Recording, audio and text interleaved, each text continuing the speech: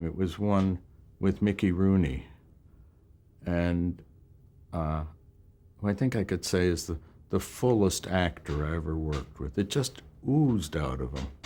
Said the rest of us are working so hard at what we do, and Mickey, it just sort of oozed, and it was about a merchant ship that has just docked, and you see a whole group of merchant seamen rushing down the gangplank, and you think, why are they rushing? And then you hear, hey, wait for me, and you see Mickey, and you think, oh, and you see on their faces, you realize they like him, but enough already. And he thinks, okay, and he gets in front of them, let's go, and bum, bum, bum, he's leading them. And they head to the bar just to have a drink, and the bars are closed.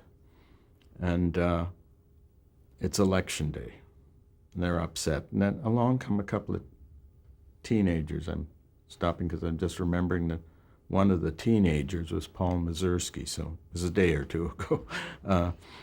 And they've got a couple of bottles, and the guys make a deal. No, Mickey wants to make a better deal, and they're just happy to pay their $20. No, Mickey wants it.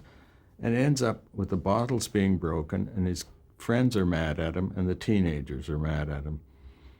And now he and his friends go to a coffee shop, and they're sort of ignoring him. He gets the message. He gets on the phone because he has relatives in this town. And he calls up, and the little kid says, yeah, Augie, we're home. And he heads up to see the relatives. And as he's going in the front gate, you see them coming out all dressed up. And they say, oh, the kid made a mistake. We're going out. But you can stay around the house. And you realize they don't want to see him. Enough already. And they leave. And you see him in the front yard just sad. And he meets the girl next door. And you see the first warm human relationship of his life.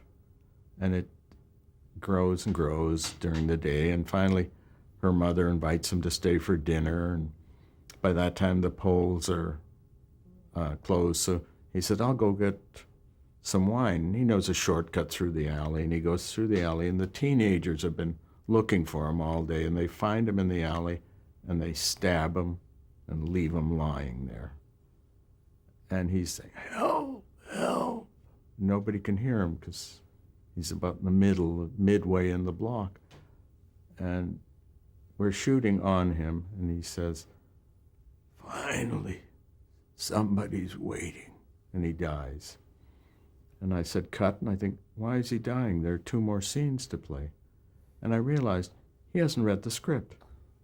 He's been playing whatever I said in every scene. He reads the scene. And I said, Mickey, you're not supposed to die. Oh, sorry. And we do it again, and he doesn't die. But he took it to its sort of logical conclusion. Finally, you meet somebody who cares, and life is over. What's the next scene? His buddies come looking for him. They're feeling badly. His girl comes looking, where is he? And the last scene, they're all going off in the ambulance together. So you can see what took him that way, but just sort of unbelievable.